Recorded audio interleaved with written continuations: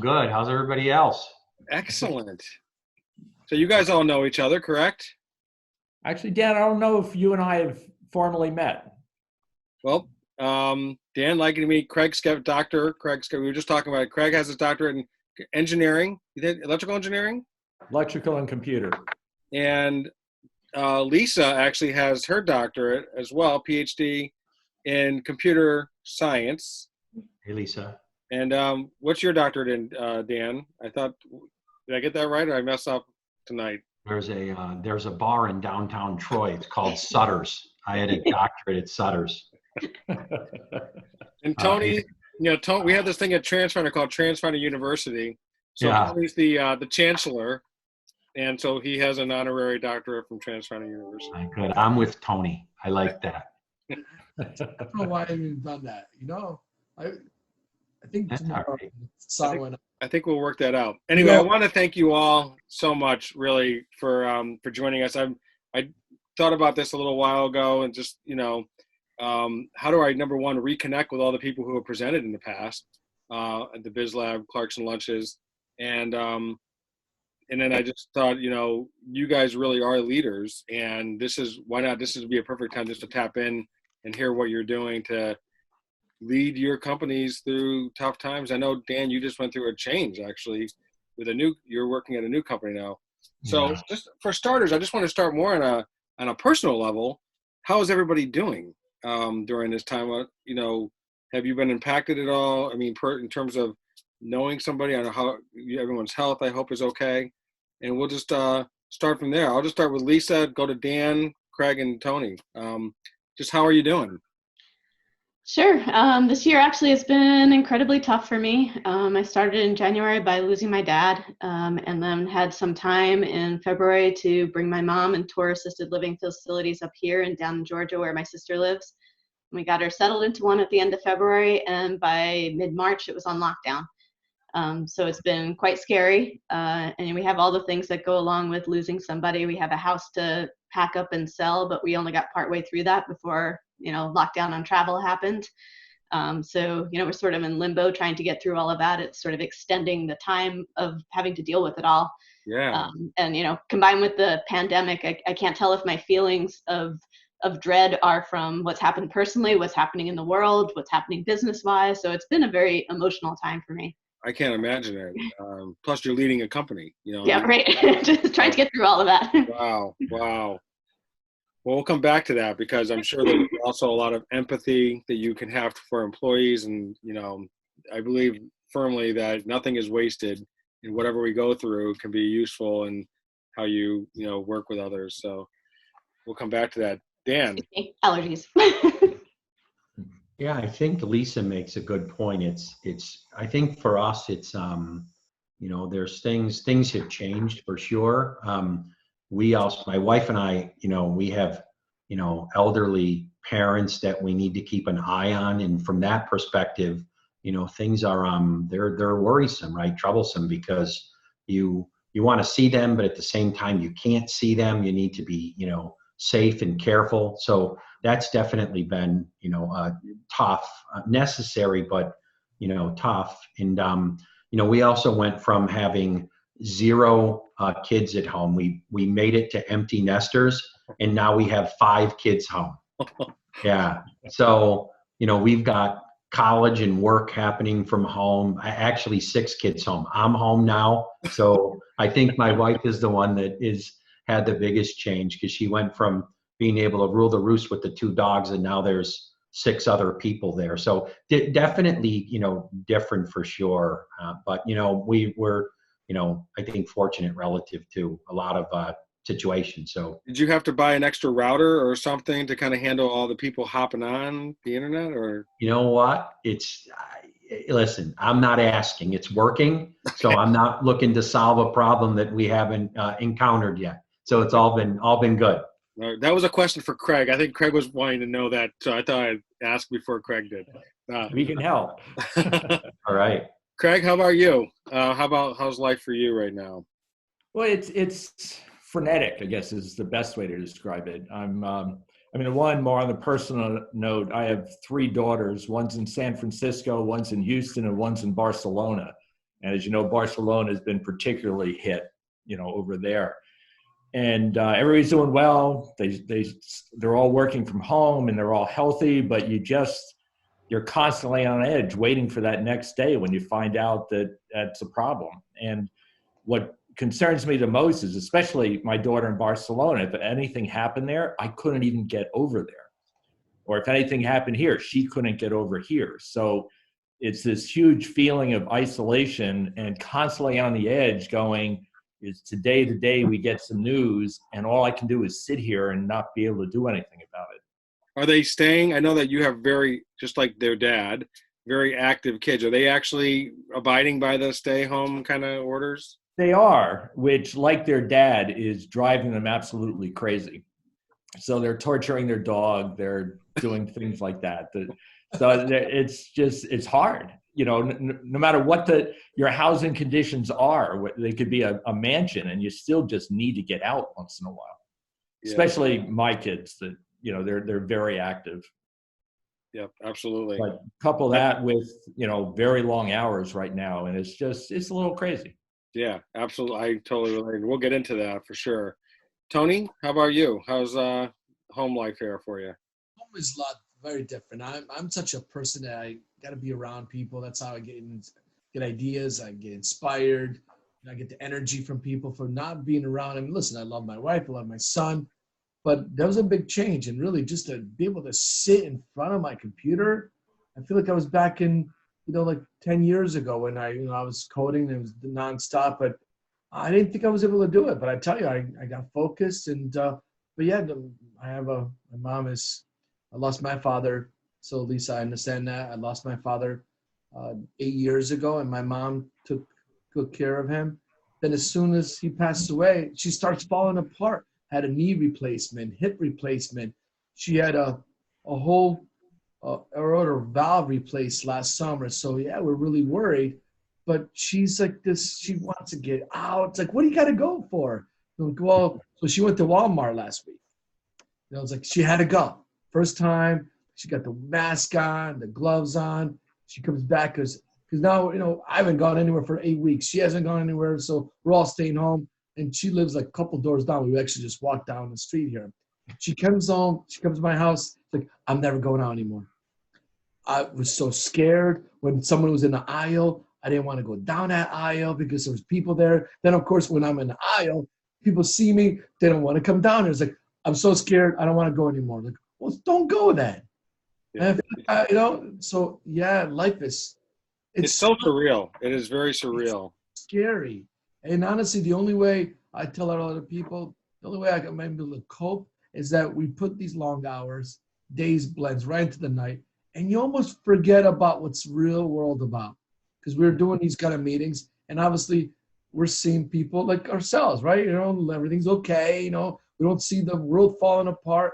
And it's almost like I love these meetings now because I escape reality. You know that? I'm sure you guys feel the same way. Yeah, definitely. I'm getting very used to these. I think we're going to see a lot more of these even when when normalcy returns. We'll probably still see people hopping on Zoom calls, and it's not going to be a big deal. So I want to talk a little bit about the challenges you've had at your companies, and then we'll talk about how you adapted to them. But maybe just setting the table, and anybody can kind of jump in. And what challenges have you had as a result of the coronavirus, crisis? Anybody can jump in. Dan, you're shaking your head. You want to jump in first? I mean, for me, I started as, CEO at aptihealth right at the beginning of April in the second quarter.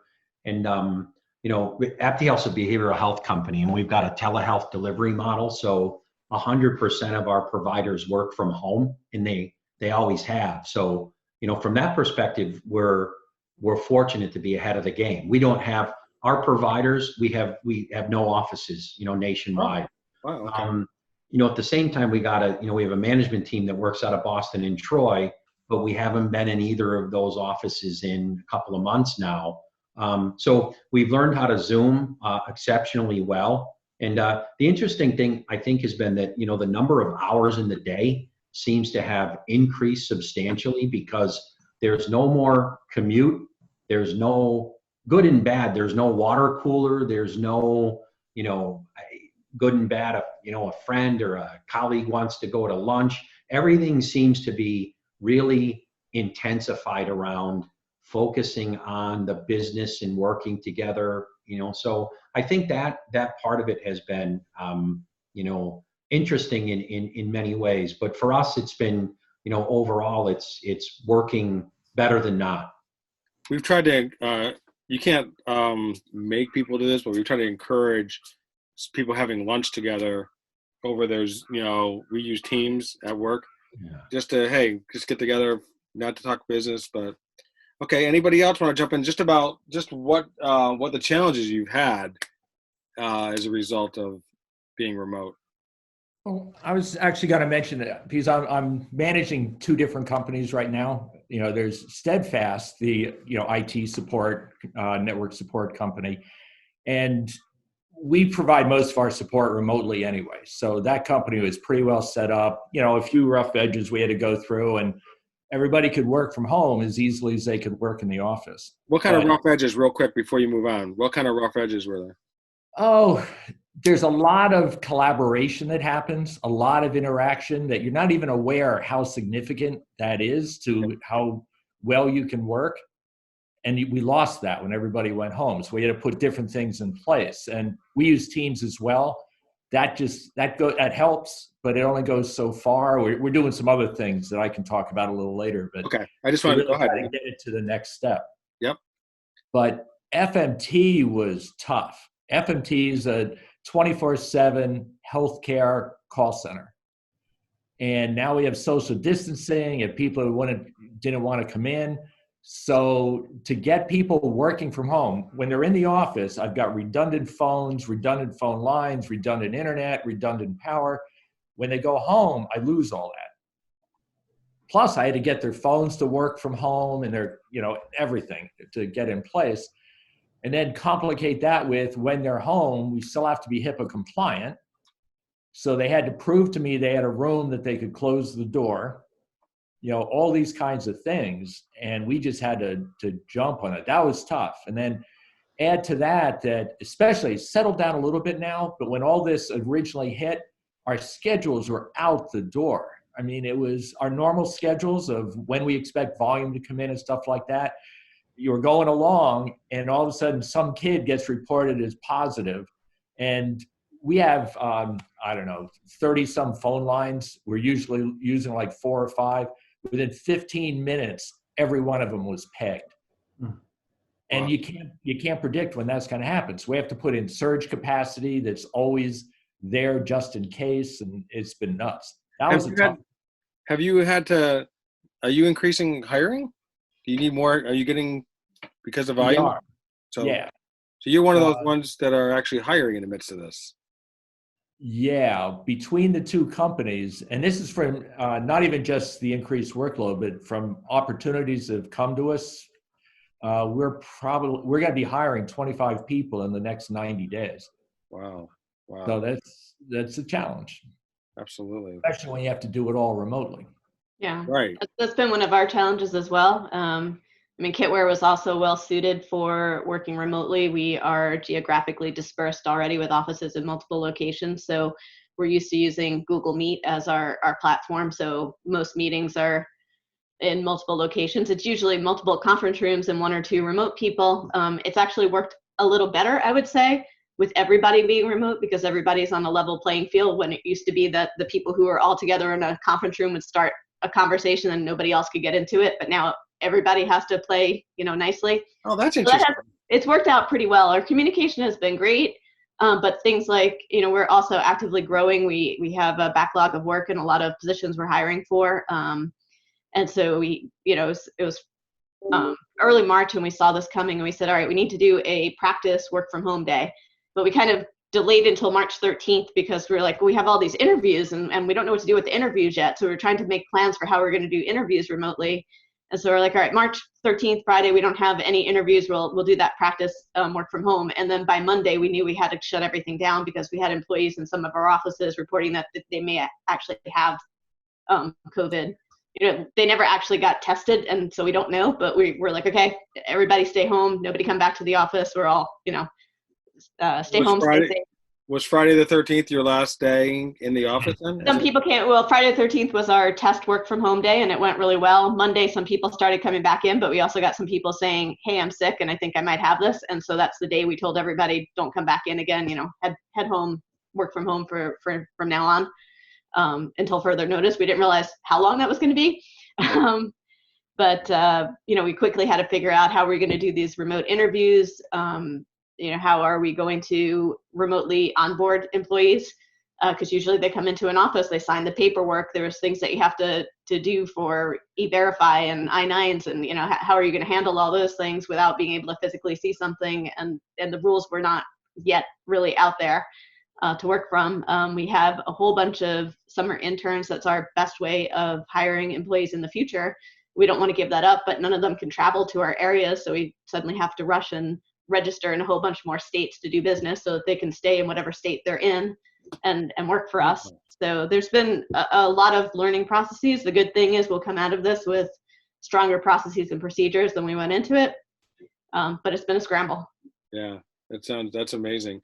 Did some of the states kind of loosen some of their requirements for the compliance there? Or I don't think so. Tony, how about you? Any challenges, Transfinder? Definitely been some challenges. Well, Friday the 13th, Friday 13th was the day that I walk in the door. We're leaving. We're going to be remote company. And at the 440 State Street office, it took us about 4 hours to get everyone out the door. We had a little box. We had a process. And listen, it was a little scary when everybody left the door. I was a little bit worried that night. I remember how I had this, a little bit sad feeling. I told all the managers, I met with them first, saying, guys, this is where you get paid now. This is where you got to do your job. Everyone do your job. And my job is to make sure we stay alive. We're a company still, 3 months from now, whatever this is going to happen. Who knows what's going to be, right? And they left, and everyone had this beautiful box. It was, I'm talking about everything, HDMI cable. It was a checkbox. It was a process. 4 hours, we got about 80 people at the door in 4 hours.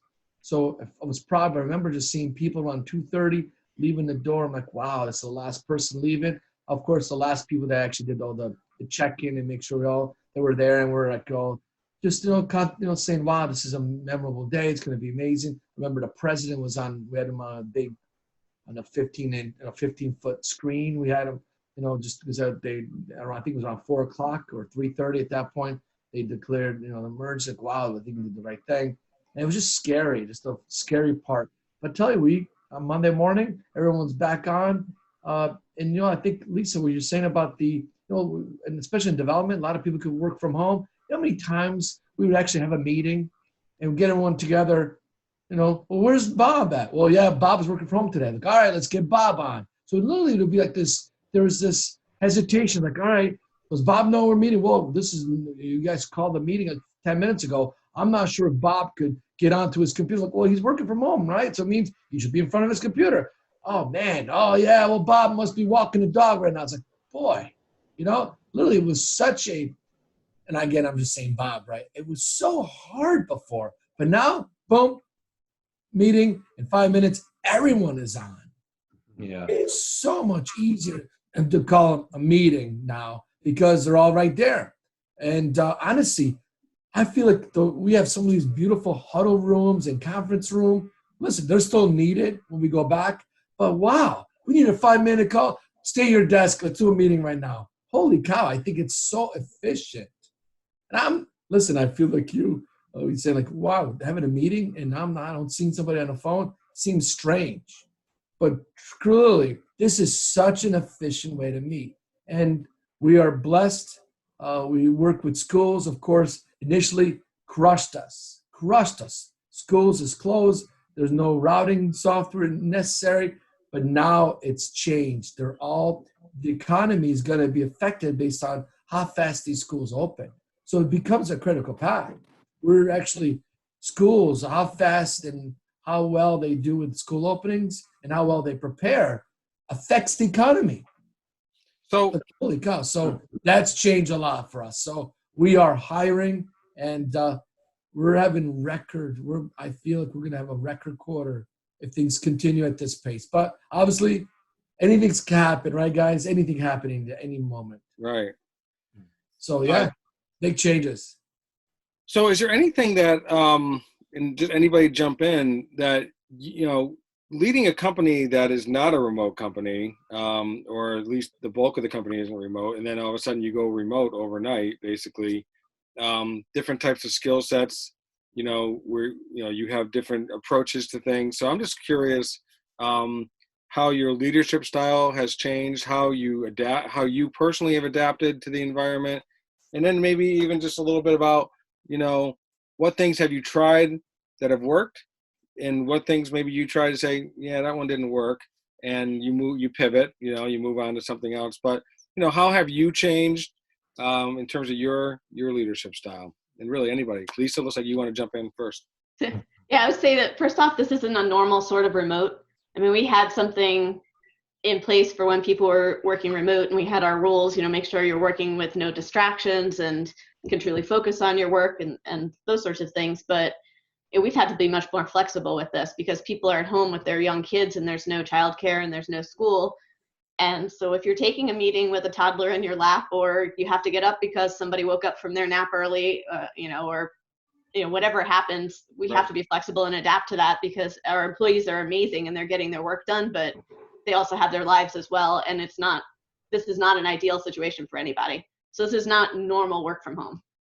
Right. I mean, we still have, we've had webinars actually where one of my panelists might have, like, you hear this big loud dog barking in the background. And I think I think people have grace, realize it's like you said, I mean, it's not the normal. So, but I'm actually thankful for that, because I think it's humanized everybody a lot more.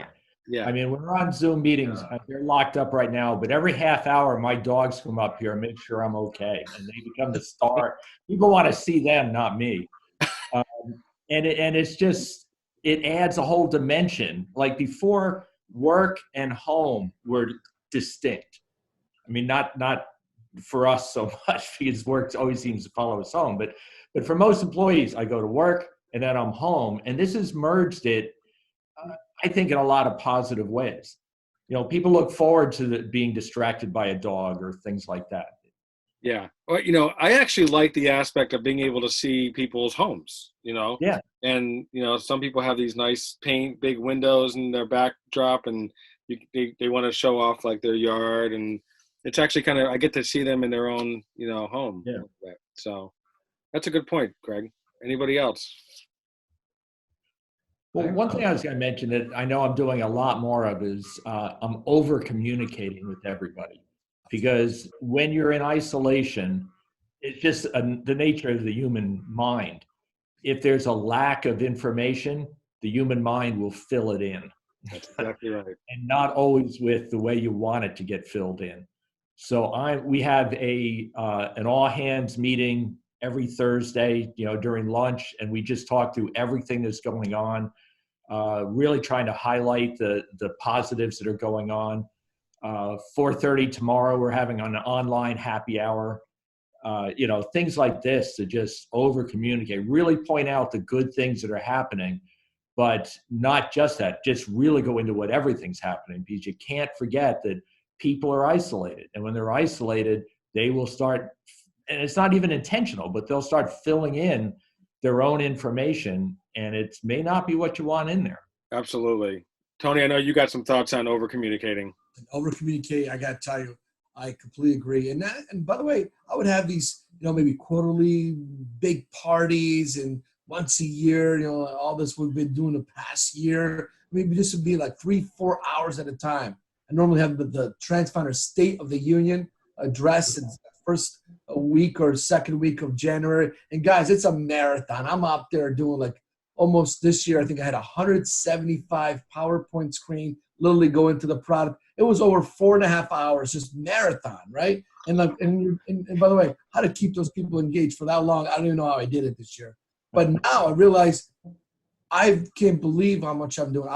I'm actually sending out an email every single day. I mean, I've not missed a day. And usually around midnight, and I talk about what happened today. But I'm talking about what happened in service. I asked all the managers, like, you go get some success stories because I want to include them in my nightly. Really, it's a nightly update. And yes, we do these gathering. We'll have one tomorrow at 4:40 p.m. And we just 440 is our address, so we're using 440 as our magic.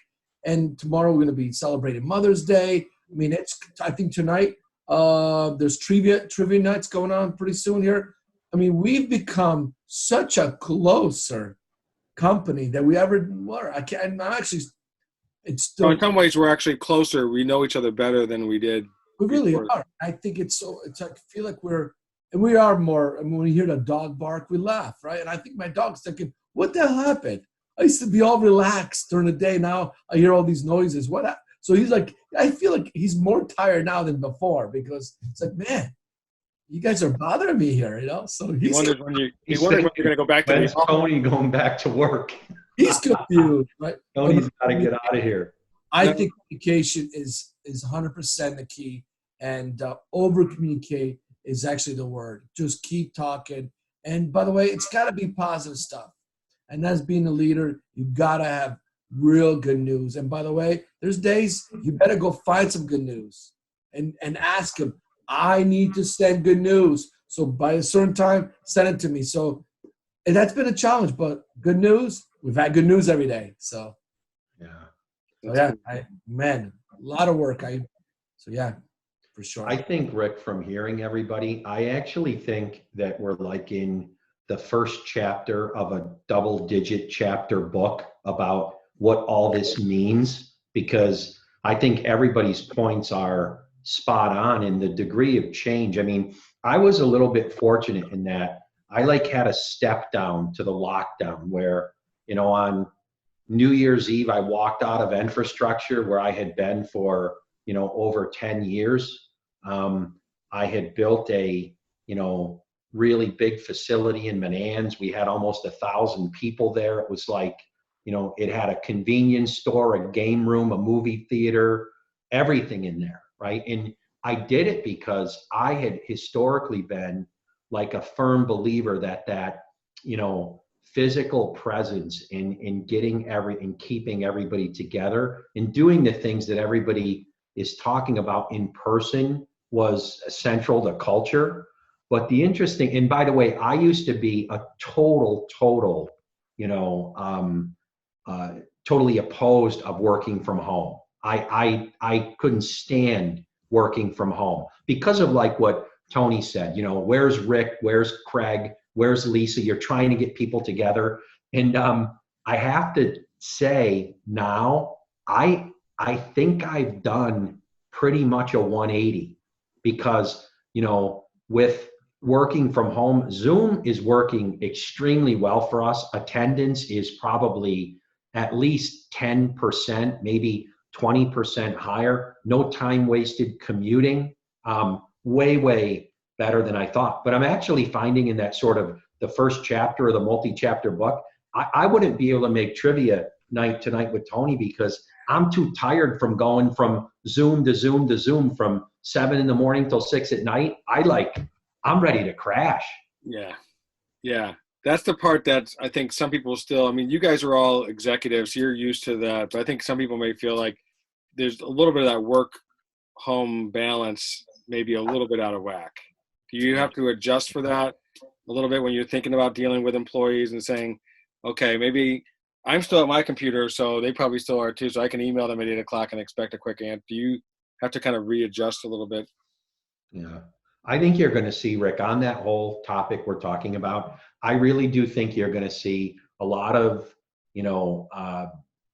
companies form that are focused on exactly this. I mean, you see Microsoft, with all the, money they're dropping into Teams and the what they're doing in their advertising, they really are in like a right spot at the right time to drive consumption of that capability home. But I think you're going to see more and more, and I think you're going to see the VCs plow a lot of capital into how, with all these changes, they're going to plow money into writing chapters 2 through 12.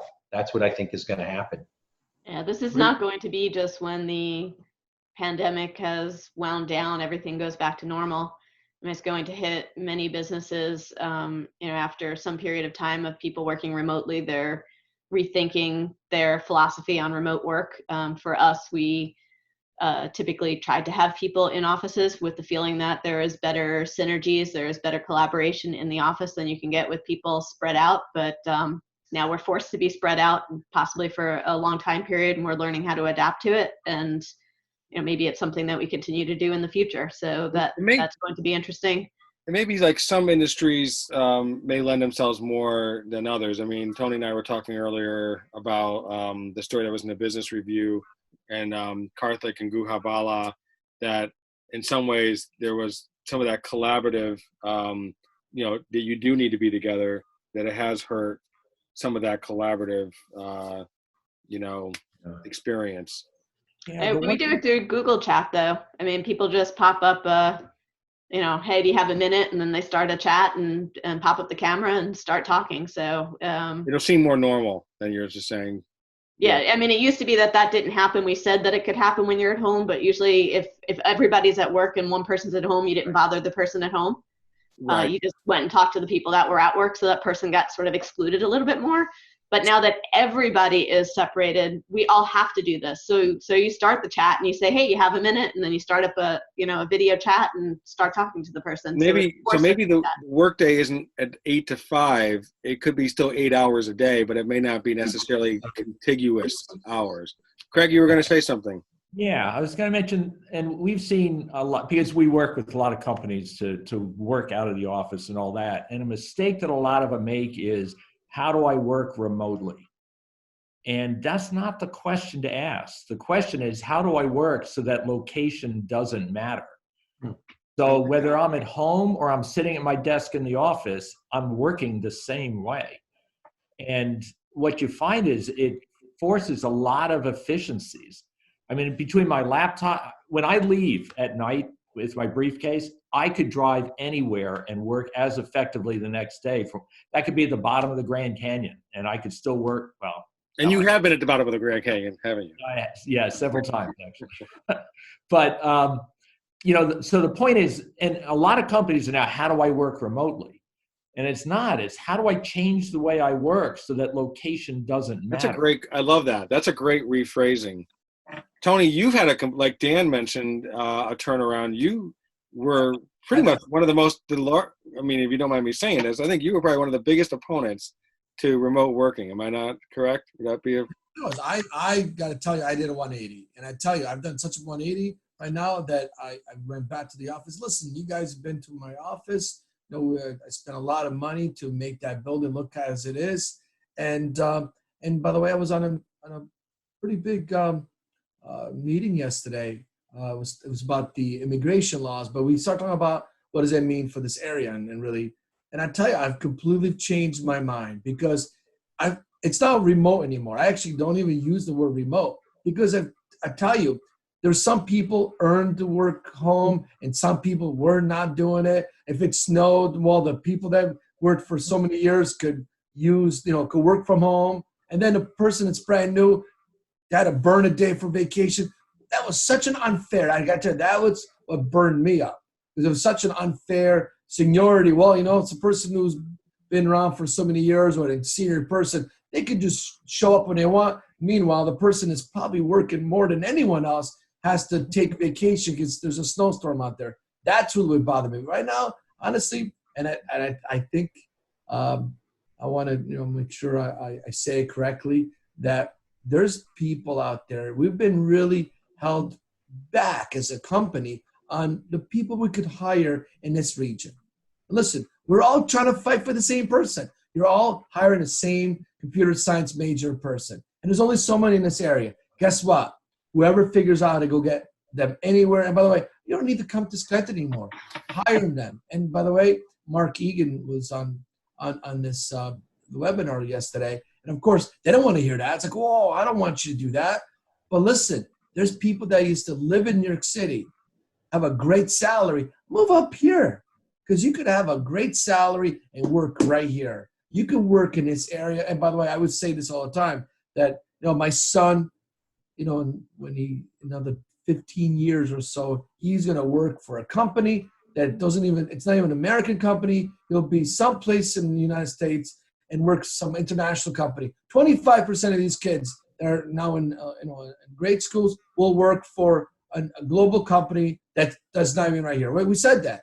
But I said 15 years ago, I've changed my mind. It will happen within a couple of years. Within a couple of years, we're going to have a workforce that's going to be global. Why not? Why can I work for a company that's in France? Or vice versa? Why can we have an employee that's right now? So this whole, it's not even remote. It's just, hey, just how it's going to be. This whole office, it's done, guys. In my point of view, it's an efficient way of doing it. Well, we're fortunate. We're a technology company. But we have all the metrics. We know how many calls you made. We know how many proposals you sent out. We know everything. So therefore, go ahead. If you choose to not do it, at the end of the day, it's a science, guys. If you didn't get the project done by a certain date, then you didn't get it done. And what I like about it, there'll be somebody in Nebraska that probably wants to get that job. Stay in Nebraska. We love you. So, wow, guys. I'm 180 also. I'm with you guys, 180. And answered the question on why we're not doing that around the world. It's tough enough to do it throughout the United States with different rules in every state. I can't imagine trying to do it with understanding the laws of every country. Honestly, you're right about that. I don't really know those things. I'm not thinking about the rules, the rules and regs. I'm thinking, hey, you're an employee. We give you a certain task. Get it done. And if you don't want to get it done, there'll be another billion other people I could choose from. I got to tell you, I think this area could get really big because wouldn't it be nice if we have people that live here but maybe don't work right here? There's nothing wrong with that. To me, I thought, oh, we got to all work in the same place. Why? Why not? I mean, I know I had friends that used to, one I remember worked at Cisco, and he was making a Silicon Valley salary, and he was living in Greenfield Center, I think, and he's like, I got the best of both worlds. Yeah. And that was rare, I bet. I bet it's rare. I think that's going to become common. Think about it. You guys all could have employees right now. You're gonna say something? Go ahead. Yeah, the one point I'd like to add to that, though, and I think we're still trying to figure it out a bit right now, is getting the work done, absolutely. But how do you create a cohesive company culture when everybody's scattered all over the country? That's all formed by the water cooler talks, or in our case, the kegulator costs, conversations. It happens in the office right now.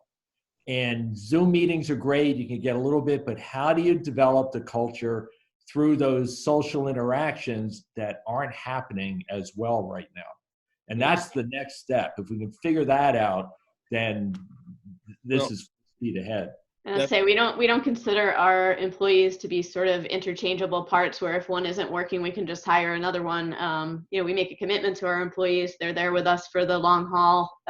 We have really good tenure from folks, and we want to keep that. And we're a little bit worried about hiring people completely remotely and having them work on something. And when the project ends, instead of sticking through it and moving on to the next project, they find the next job. So we don't want to see that sort of culture start. Right. Which, I think that's one of the things like, just like people who are like day traders, or people who flip homes, there's no commitment to the neighborhood. They buy the house, they sell it, and then they move on. Is that approach going to happen in the workplace as well? Like you said, project oriented. I tell you, so I have a company in Shanghai, and now we're starting one in Hyderabad. Well, in Shanghai, they're a contract. So this is really a contract. So you don't just hire somebody. I mean, you have a year contract, which means you really can't just say, we can still say if it didn't work out, they can still leave, but there's an obligation. I mean, obviously we have to change some stuff because, Lisa, I agree with you. You can't just have somebody all of a sudden you're done and all of a sudden they're moving around and they're in their living room and they're getting a different job every other month. Well, that's got to change, right? We have to have some sort of a policy because my culture could be awesome, but culture is great. At a certain point, I don't even see those people. That extra 10 grand in my pocket makes a big difference. And at this point, how other countries are doing it, they're figuring out, listen, I'm going to make a commitment with you. You got to commit with me. And let's have a contract. And I think that's it. Those are just simple policy changes that a contract does work. Why not have a contract, right? Yeah. I know, there's a benefit of having employment at will, but why not have a contract? Listen, if I'm willing to commit somebody, well, then I'm ready to give a commitment. And if I made a mistake, my bad, right? And I think there's got to be something in that because, guys, there could be people all over the country, all over the world. There's got to be some sort of a legal contract here. So I am asking for some changes in regs. Again, I think it's where you met Lisa. I don't know about those things. It's something I've never had to deal with, but now I want to know more. Craig, look like you had something to say, and then I want to ask you something, Dan. Craig, did you have something? No, it was more along the same lines of the culture. The culture is really formed by, the social interactions. And the biggest thing for me, and we're going through this right now because we've got some rather large changes, as I said, 25 people here coming up. There are times a startup company or a young company is successful because of the team that you have in place. Okay, because when you bring in that outlier that really shocks the system, you got to depend on your team to say we can do this, and they figure out how to get it done, and you move on, and that's what does it. And if everybody's remote, and then that opportunity comes in, that's when you may find out I don't really have the team I thought I would. Everybody's just 9 to 5, and that's what I committed to. That's not, a large company can work better that way. A small company can't. You'll die in the vine with that. Right, you're right. Dan, I was thinking about, because I know you're new at the company, but your company is basically remote. And we talked a little bit about like trivia night and, happy hour. And those are good things. But like, how do you keep like true morale? Because, that's not enough, right, to make people stay with you. Those are nice add-ons. How do you keep morale up in this environment? And I guess the other question that you guys can all be thinking about is, what concerns do you still have? I mean, if this plays out another month or two, are there some concerns you have, like what we're doing now may be working, but 2 months out, we're going to have to adjust our game plan a little bit. But for starters, Dan, just morale. How do you keep morale up and remotely? Yeah, before I answer that one, I'll answer it. I think everything we just heard are like, they're the chapters in the book, right? From 1 to 12, what everybody talked about, because each of those, there's big, there's depth to those answers. I mean, so we talked about doing a 180. I did, and then Tony did, and then Craig said, well, what about the water cooler and the camaraderie? And it reminded me, which I wasn't thinking about, when we built the infrastructure office in Malta, at Global Foundries, it was because we were there since they started building the fab. And we had a bar in that office. And people would come and they would say, you have a bar in the office? And I would just laugh and say, you know what? Every, Wednesday, Thursday, sometimes it was a Monday, we'd sit there with the folks that were building Global Foundries, and we would talk about, what was happening, the good, the bad, the ugly, and we would figure out how to solve problems together. And what I said is, we probably, in all seriousness, we probably signed, I don't know, $100 million in contracts sitting around that table at the bar, right? Just working together, and it all worked. It was great. So I think those are the chapters, that are going to end up being written here, because we're still early again. Like I think we're in chapter 1, maybe even the preface. We didn't even get to the chapter, but I would say. We don't have a title yet. Yeah, we don't have a title yet, right. Dan, So I want you to share, what exactly were you serving at that bar that got you $100 million? Well, that's a big fab, Craig. They spent it's $100 million out of like $25 billion probably. Yeah. So, and I don't think you would like the margins there. That Tom Caulfield's a tough negotiator, so it's all good.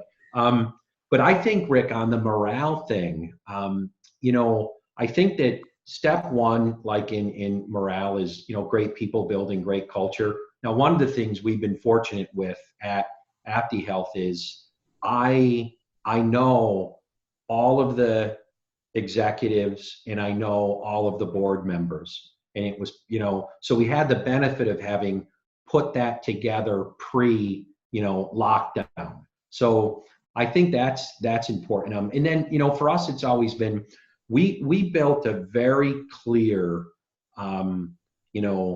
profile for people that will be successful at aptihealth. It's something we've carried from, infrastructure. We carried it over to aptihealth. So a really, really clear definition of, the qualities we need in a teammate for them to be successful, right? To be fair to everybody.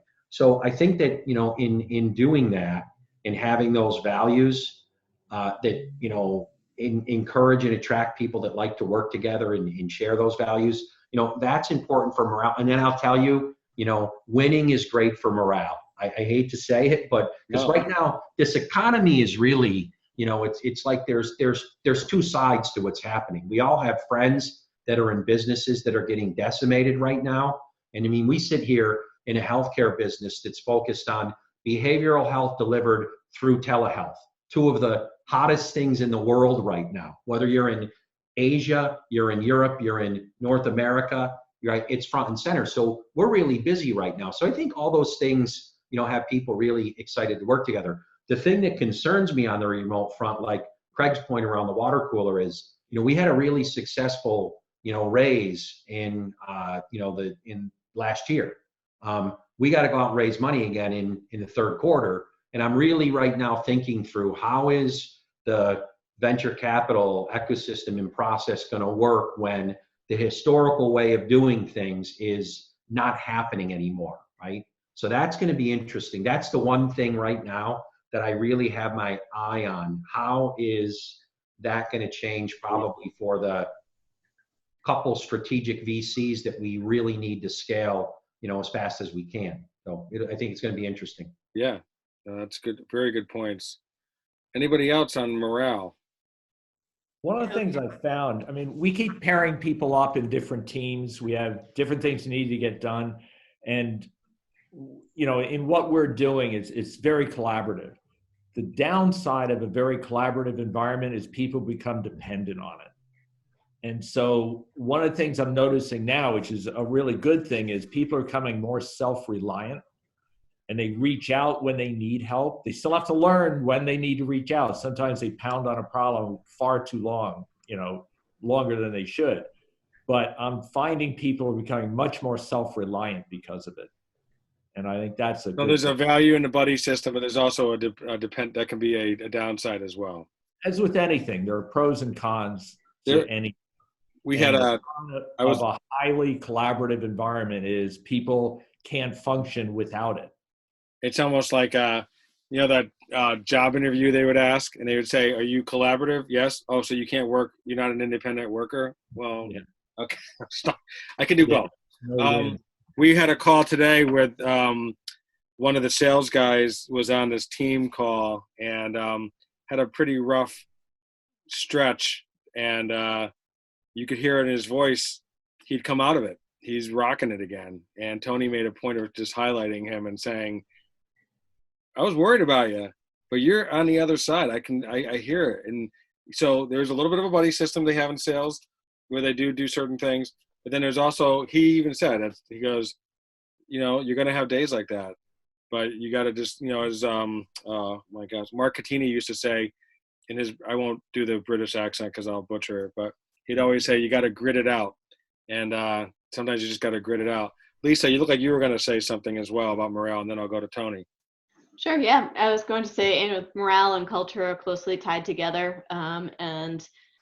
For us, I think it comes back to reminding people why they come to work at KitWare, what we're doing, what the difference we're making in the world. And it's actually a little easier sometimes even now because we have some projects related to COVID-19, that we can talk about and say, hey, we're extending our physiology engine to handle 2 patients on 1 ventilator and what happens then. So we're doing our part to try to make a difference in this, and that helps people feel like they're part of the solution. So that really helps, and I think that also comes back to the helping keep people, longevity of our employees. And I have to maybe disagree a little bit. I'm not sure a contract is the way to do it. And that's, similar to the way we do our software too. It's open source. We're not making anybody make any commitment to it. They don't have to pay us license fees. They're not tied to us. We don't really tie our employees to us with a contract. We want them to be there because they see value in what we're doing. They have the same reason for coming to work as we do. And that we're all, have the same mission and are working together towards that. And I think having that helps us keep the morale of everybody high. Yeah, definitely the idea of framing things with the idea that what you do is purposeful. We definitely talk about that at Transfinder. At the end of the day, what we do is make school bus routes as safe as possible to get kids to and from school or from home safely. I mean, you can't get a greater, that to me is definitely a great calling. And that's the people that we serve. You can see it in like from the bus drivers to the routers to the supervisors. Tony, your thoughts on morale and keeping morale up? I think the most important thing, it's something that started with really a Times Union blog. It's called Tone at the Top. And I really believe as a leader, that's my job. That is my job. I have a lot of jobs at the company, but one of my job is to keep the morale high and make sure that we communicate at the high level. Lisa, it's important that, like you said, we want to keep every employee here, and we got to get them engaged, and we should recognize when they're not engaged anymore. Something happened, right? So something happened there. So therefore, that's what my job is to make sure that there's a mission, and that's why we hired them. That's why they chose us. It really is this. We have a contract right now. We really do have a contract. It's nothing on paper, but it's a mutual respect contract, and I love that. It's a beautiful thing. And today we are feeding, our clients are feeding 30 million students a day. Do you know that all these kids going to school, well, 30 million of them are required. They went to school, yes, to get educated, but they were getting fed. 30 million kids a day. So that's our mission.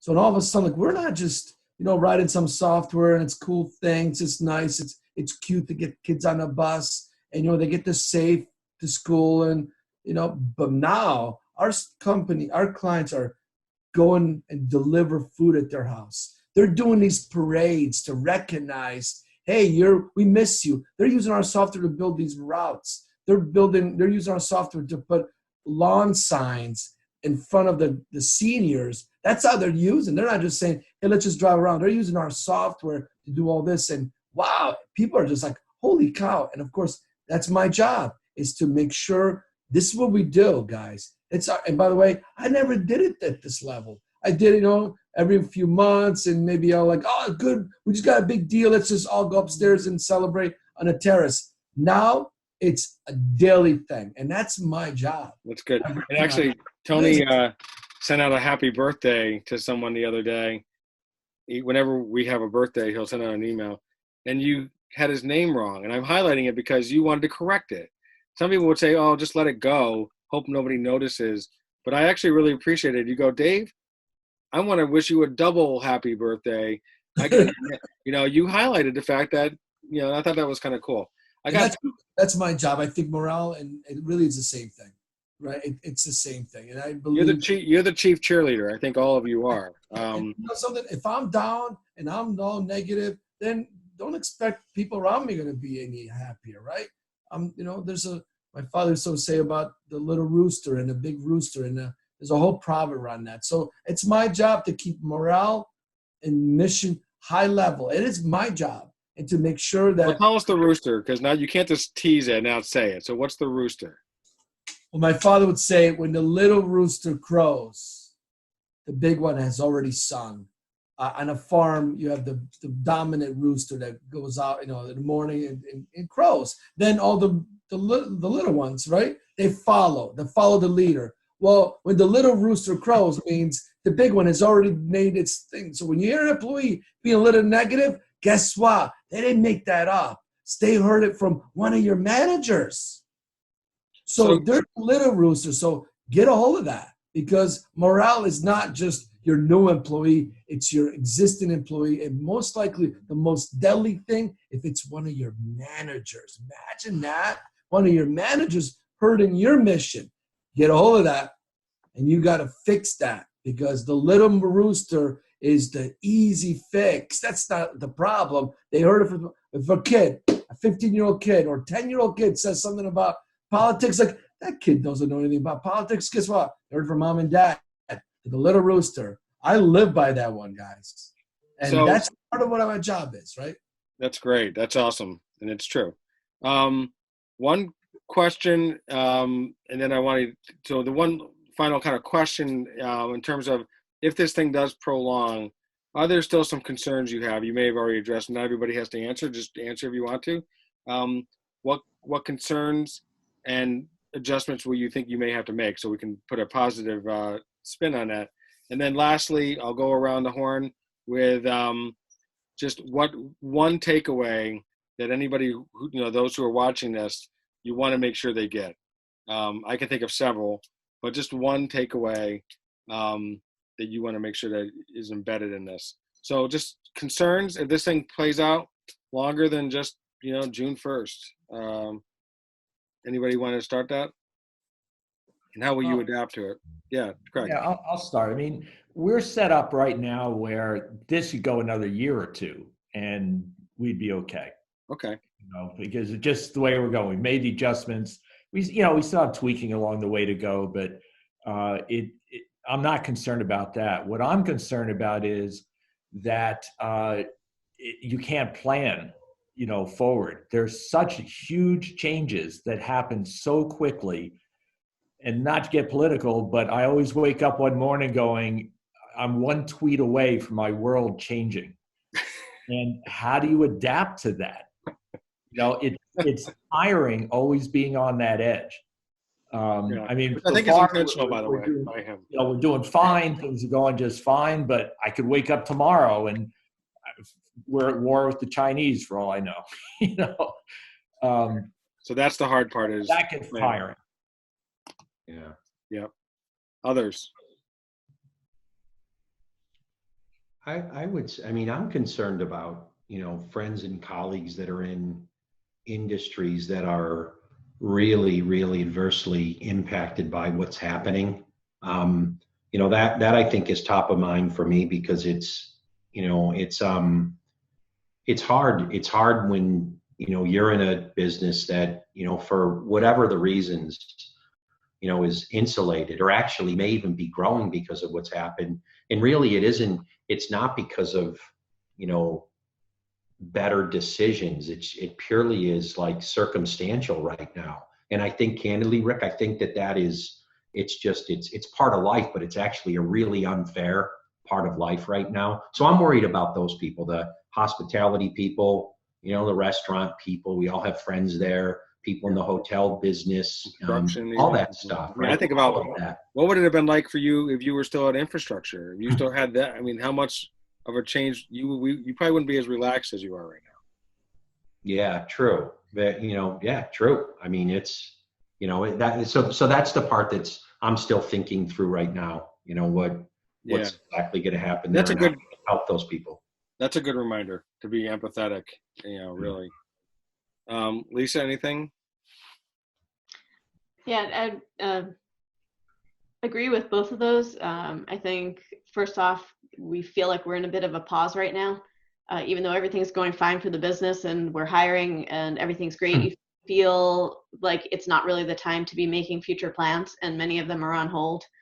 We're, working on expanding our offices down in North Carolina, and obviously we're not sure what space needs we'll have in 2 years now. 2 years seems like a really far place in the future. Not because we're expecting any problems with the business, but maybe our people are going to be in different locations or working remotely, and we just don't know what things are going to look like 2 years from now. So it's not the time to be making those plans. And then I do worry about the impact. Our employees have been doing an amazing job keeping up with the work, and we're operating, full steam ahead with everybody working remotely. But I know that for many of our employees, that is a heroic effort for them, as they have 2, 3, 4 kids at home, and they're trying to homeschool them and get their work done. And, if this continues into the fall, is that going to keep working, or is that going to cause them too much stress? So, there's some worry there that when is this going to settle down to something sustainable. Yes. Yeah. My daughter's always asking, my daughter's 23, and actually both my kids are gainfully employed, and they also have been somewhat insulated, working no problem. One works for PR, one works for one works for Baker Public Relations, and the other works for oh my goodness, I just lost the name. Brian Epstein's company. Somebody help me. Oh, Deep Blue. Deep Deep Blue. Blue. I'll have to edit that part out. Deep Blue Communications. And they're both crazy busy, you know. So I feel blessed, but I also know that they also have friends, and I have friends as well who have also been let go. I know people who have lost their jobs. So I definitely, Tony always is telling our company many, many, many, many times how blessed we are to be in this space we are in. Tony, anything you want to talk about regarding concerns? And then I'll just go around the horn for just one takeaway. I think the concern is health. I tell you, honestly, it's health. I'm worried about that. Somehow, is this going to get better? It's going to get worse. I'm worried about that. I think at a certain point, I think as Transfinder is concerned, we actually going to be fine at this moment, the way we're operating. I think we work things out. I know we're at chapter 1. I think we'll figure it out what happens in chapter 2. But overall, there's things we can't control. And yeah, politics, I think we have maybe a little bit control about politics. But guess what? Health, I don't have control. And that's something that is the biggest concern. We really should, as a world here, this could be a couple of years, and not because it's going to affect our business. What about really people get sick, and what's going to happen to?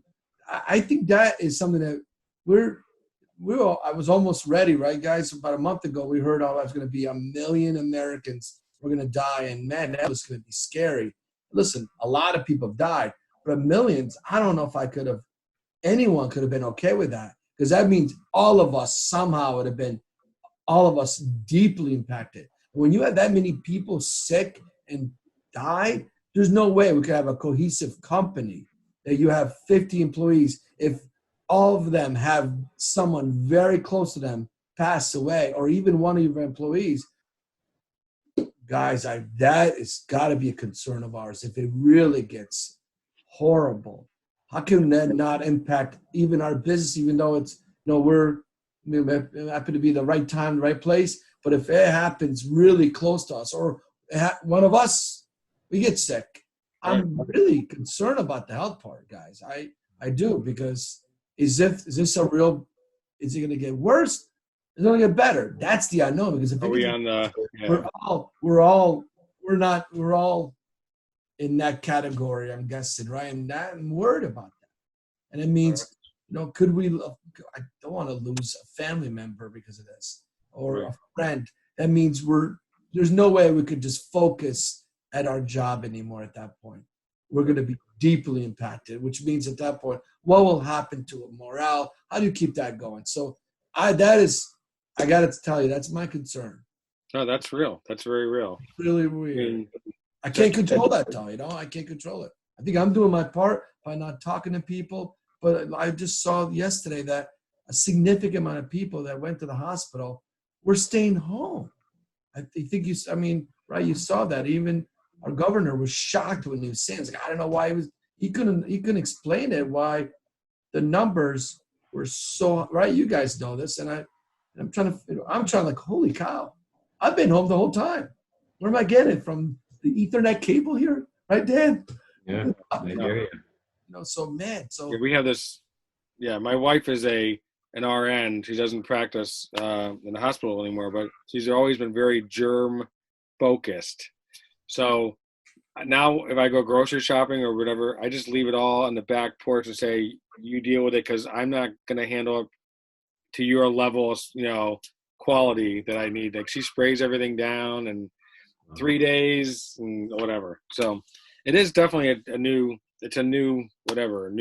process in all of this. Final takeaways. Who wants to? We'll just go all around. Hopefully all of you can share one last takeaway that you want to make sure is just imparted on those who are watching this.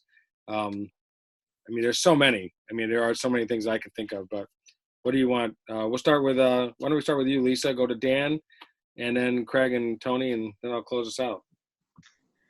Sure. I think we've said it numerous times. Communicate with your employees, share the positives, be honest also on everything that's going on so nothing comes as a surprise. And remember that you have to counteract all the negative news that's out there. Good point. We didn't talk about that, but that's a really good point. Dan. Yeah. I'm going to give two, one personal, one professional. Personally, if you're fortunate in a spot to be able to do something for someone that's not, do it. It's very simple because a lot of people need it.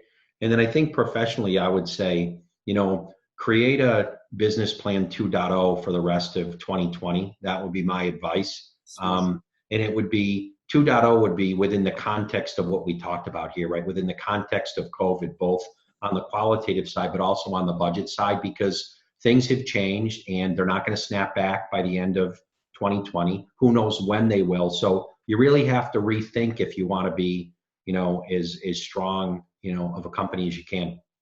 Very good. That's great. Craig? Yeah, I guess I would add to that and say, nothing's either good or bad. And as bad as this is, and there are a lot of really horrible things happening and deaths and everything else, there are some really good things. We're being taught a lot of good things out of this whole thing. And what I'm worried about is hopefully it will end very quickly. Not as optimistic, but hopefully it will.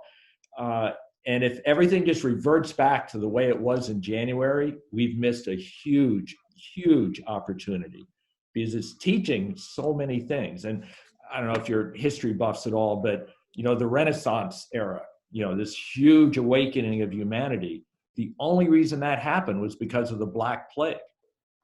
So there are some really good things that can come out of this thing. And I hope we don't lose sight of that. And we don't just revert back to, I just want to get back to the way it was in January. Yeah. That would be a shame. That's very, very good point. Let's go. I think about the good things that come out of bad. I remember one time doing a story and it was called the GE effect. And a lot of our entrepreneurial community and startup community came as a result of, unfortunately, GE layoffs. Absolutely. So same kind of, you just made me think of that a lot of good things have come out of a very trying time right now. So very good, Craig. Thank you. Tony? I think the takeaway, obviously, tone at the top, communication. But I think it's something that it's what we do. We're as a software engineer, and really what we solve problems for our clients. We make sure it spots scenarios. So I think as a leader, you got to sit down and really lay out all the possibilities. And by the way, even those edge cases, you got to look at them all. Edge cases. You got to think about what happens if this happens. And I think that way, the odds are, and one of those things will happen 6 months from now, 2 years from now. I think that's very important that you got to be, you can't, again, I don't want to, some people maybe have their head in the sand. Well, guess what? Then now's the time to step up as a leader. So you got to come up with, and be honest with yourself. What are the possibilities? What are the things that could possibly happen? And what will you do about it? You got to be planning here. This is the time to shine. And if you got to be able to say, 10 things happen, how am I going to react? Who am I going to lean to? Who's going to be my advisor? Got to think this way. And those are tough ones because some of those things could be, holy cow. Some of those have a holy cow moment. So it's got to be your takeaway. In a couple of years, Craig, I trust you and I want that to be a different way. I want to go back and shake hands, by the way. I like hugging. I like that part. But maybe we don't shake hands anymore. I don't know. But there's certain things that we're humans. We got to be together. That social aspect. But the way we work, I think, whereas technology, we just opened up the floodgates. The shortage of people that we can't find people anymore. I think in 2 years from now, we're all going to have people work all over the world. And Lisa, hopefully you guys will figure out these laws and regulations. But that excites me. Because I have to say I've been pleasantly surprised. We had all these fears when we first started the work from home test day that it wasn't going to work so well, that bandwidth was going to be a problem, especially after everybody started working from home. But we've been pleasantly surprised that, for the most part, few people had to work out a few issues with their home networks. But, things like this, we've been doing this while I have one daughter on a meeting for school and my husband on another call upstairs. So we have 3 video conferences happening in the house at the same time. And, I was on a Zoom call a couple of weeks ago. Tom Nardacci had like 240 people. It was some crazy thing. And Melissa Mangini, the editor of the Business Review, was in one square, and her husband, who works at another company, was in another square. I go, Melissa, and I texted her, I private messaged her, through the chat. I go, Melissa, couldn't you guys both just share one square? And, but, it's the new normal. And I will say, just personally, there are a lot of things that I have really come to really embrace as well about this. I do talk, my colleagues and the marketing team, we talk to each other way more than, my office was right next to, John Daniels' office. We talk to each other way more now, and throughout the weekend. And I don't feel like a 5-minute phone call is interrupting me. If I can't take it, I can't take it. If he can't take it, he can't take it. It's okay. But I don't feel like he's invading. It's okay for me to have a quick call. So I do feel tighter in some ways. But anyway, I've learned so much from you. I knew I would. I know a lot of people. We're going to be releasing this on a Thursday. It either may be this coming Thursday, the 14th, or the 21st, which would have been our next BizLab Clarkson lunch.